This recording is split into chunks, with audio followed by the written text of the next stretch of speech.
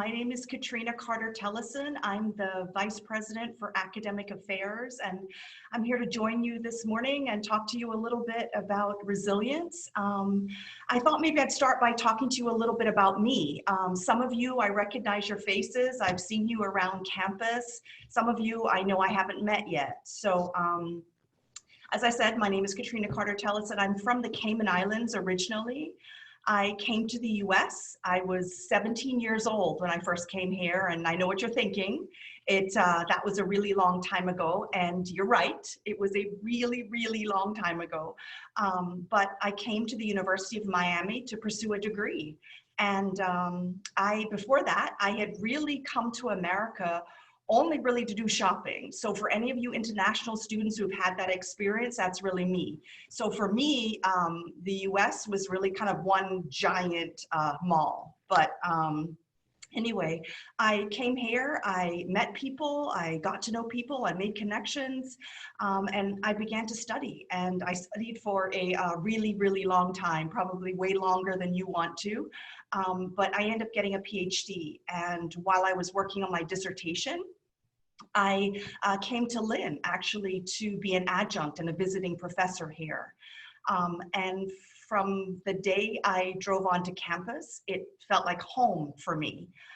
And so I'm hoping that that will be your experience too. I'm hoping that that's how you'll feel when you're here or when you're not here, that you'll feel like this is your home. So today I want to talk to you about resilience, which is something that I don't normally speak about to students, although I do talk about it to faculty actually quite a bit.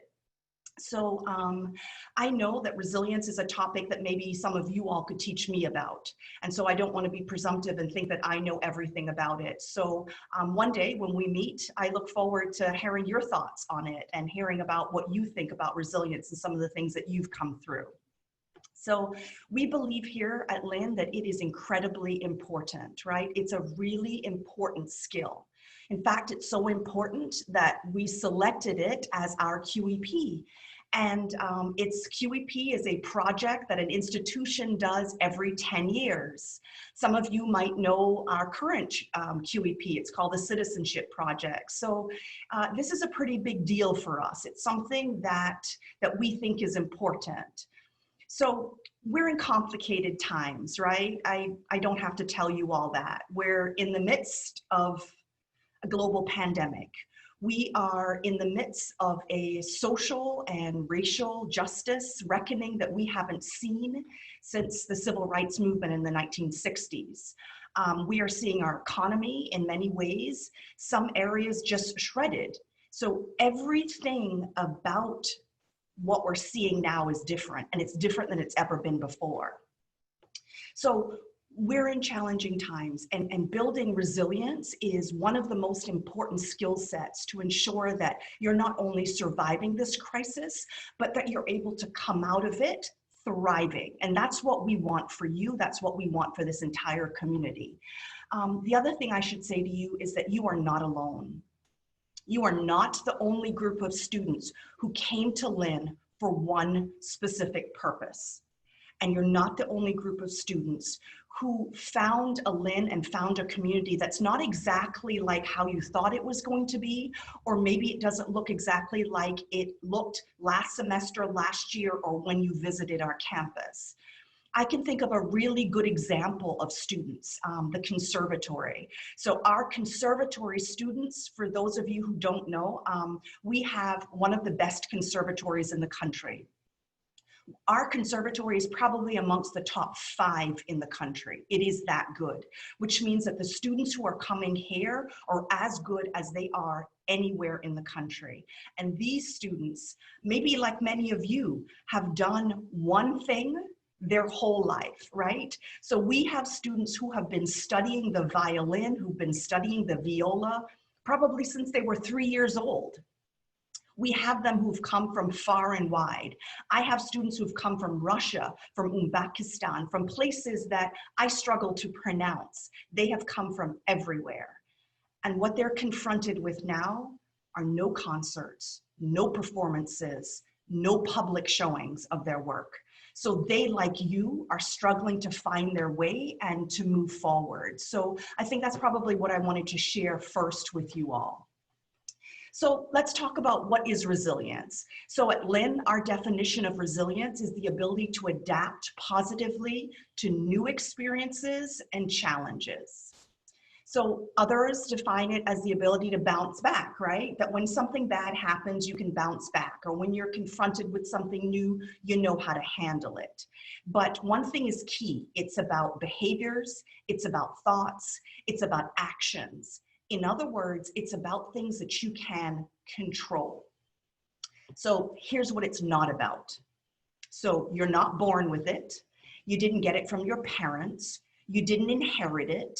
You know, it's not that some people have it and some people don't. It's not a personality trait. You can't borrow it and you can't buy it. It is something that is born out of struggle, out of pushing yourself through a difficult situation, out of coming out of challenges, out of facing fear, or out of coming out of uncertain and challenging opportunities or challenging times. So those challenges and those adverse experiences, they don't define you. And I think that that's important for you to know. They don't define you. They don't determine the outcome of your life. But how you respond to them, what you learn from going through it, can ensure that you're ready for the next hurdle and the next new experience. So all of this is a good thing. I mean, it might sound chaotic, but it's really a good thing because resilience can be learned. It's something that can be built. It's something that can be increased. And in fact, many people equate resilience and building it to building muscle. So just like in building muscle, it takes time, it takes patience, it takes intentionality, and it takes focus.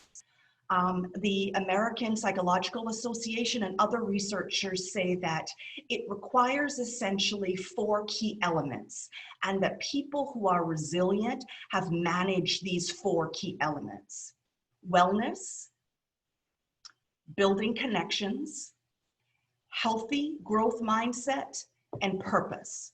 So just for a few minutes, I'm going to just go through those 4 things with you. Okay, so wellness, I know that I'm speaking to the choir, right? I know that you all have probably forgotten more about wellness than I probably know. But, and many of you could teach me about wellness, right? But it is an essential component to building resilience. Self-care is critical, both physical and emotional. So things that you might overlook, or many people might overlook: sleep, nutrition, hydration, exercise, all of this practice of mindfulness, the ability to center your mind and quiet your thoughts. You all are athletes, right? You all can do that better than any other group in population, but practicing that mindfulness now is really key. The other key component to wellness is really avoid using negative coping strategies. And you want to avoid those negative coping strategies when at the time you're looking for something to compensate the stress and the struggle, because that's what we're all doing right now. We're looking at ways that we can compensate for stress and struggle. So those kinds of things that are negative are things like hanging out too much or partying too much or too much alcohol. You know, all the things that regular people that maybe during other times might not be something that's critical, during this particular time in your lives are the things that you've got to avoid. So people, because they're looking for things to cope, they look for things like that. And these are the types of things that can only make a bad situation worse. So it makes you particularly vulnerable.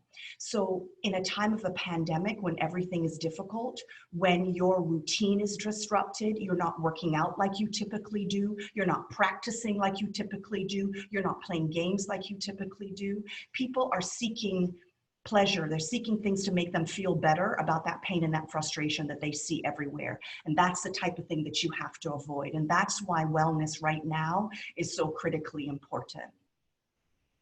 The second component to building resilience is really building connections. So during times of extreme stress, it is natural for us, it's certainly natural for me to want to withdraw or to maybe only center yourself around a few people. But now is the time that you want to build connections. You have your teammates, right? You have your coach, you have the athletic department, but now's the time when you want to broaden and you want to build connections. Now is the time you want to think about plan B. So it's hard, right? Because like I said about the conservatory students, it might be the only thing that you've ever done.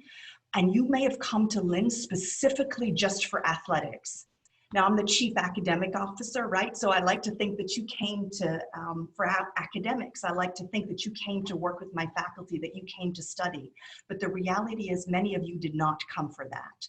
So now is a time where you've got to really push beyond your boundaries and kind of think outside of how you typically do. So what do you want to do in the next 10 years? What do you want to look like? What do you want your life to be like? Where do you want to be? What do you need to do to get there? These are the kinds of things that you need to be thinking about right now.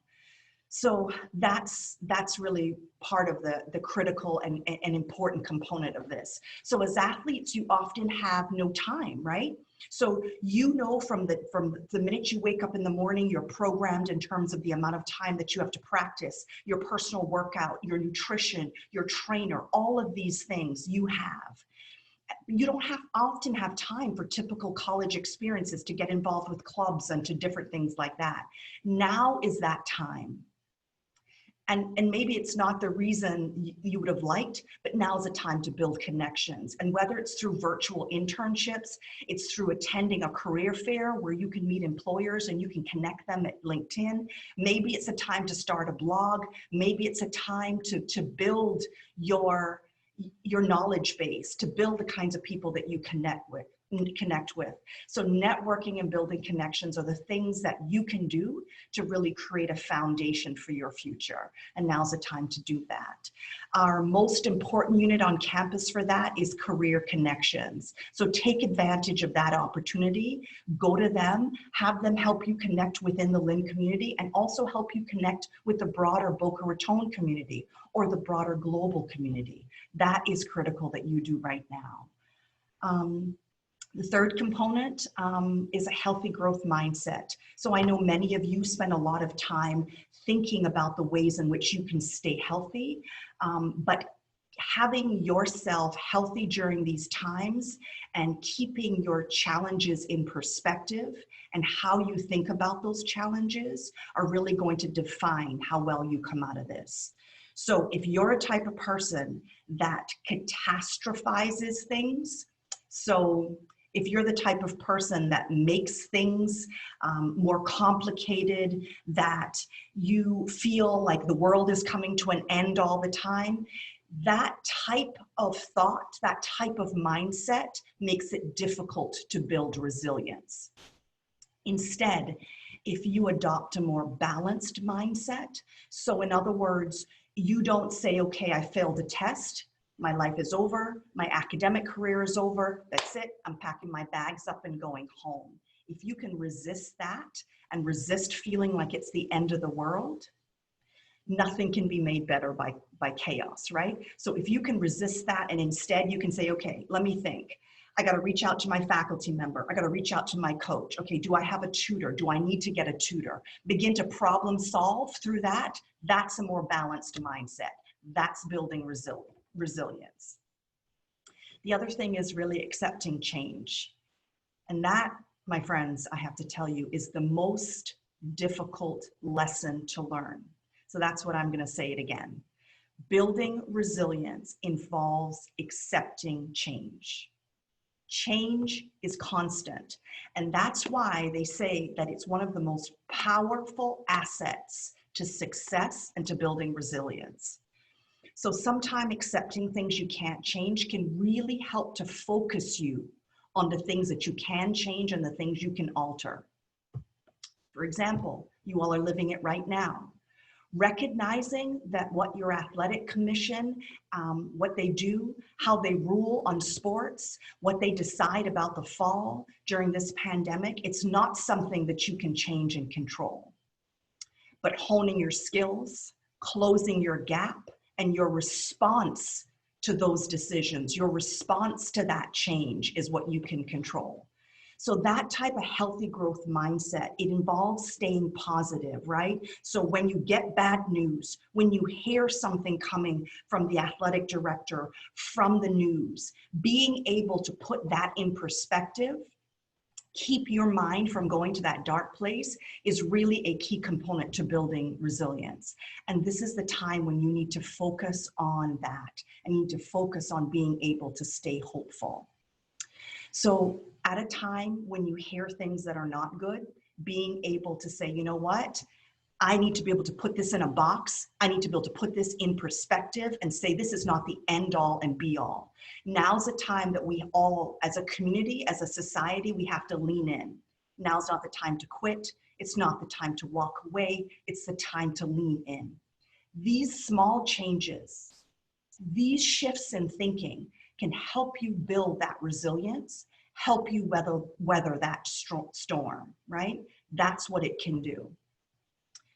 And finally, I'll say to you that the final component to building resilience is really about finding purpose. Building resilience means finding purpose in life, especially now when that thing that has brought you so much purpose feels like it's dissipating and disappearing.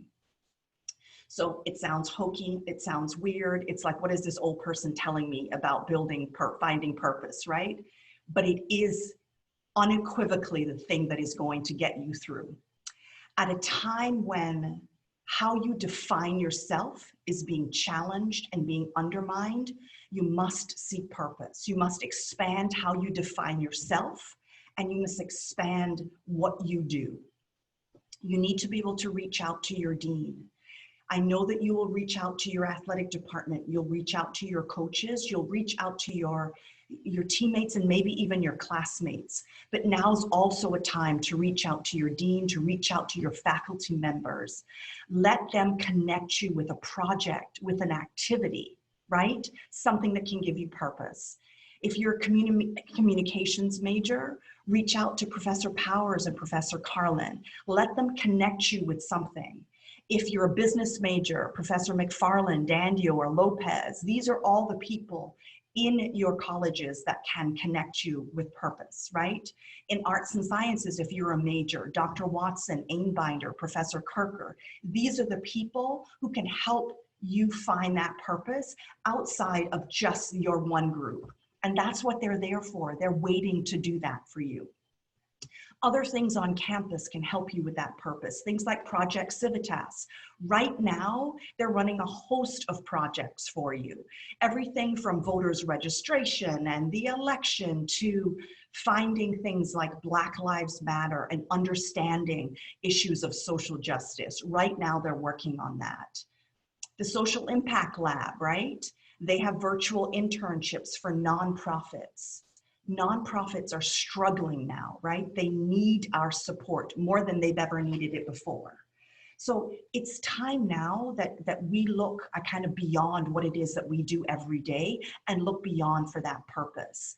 And while we're talking about internships, don't forget that internships are the #1 indicator that employers use to determine how ready you are for the work world. Whether you know how to show up on time, whether you know how to problem solve, this is the #1 thing they use. Have you been successful in an internship? So now's a time for you to go out and do that and expand yourself in that area. Now's a time to find that purpose in this time of chaos. So my final thing I'll say to you is, look, we're gonna get through this. That's the one constant I can tell you. But how you get through this is going to be entirely up to you.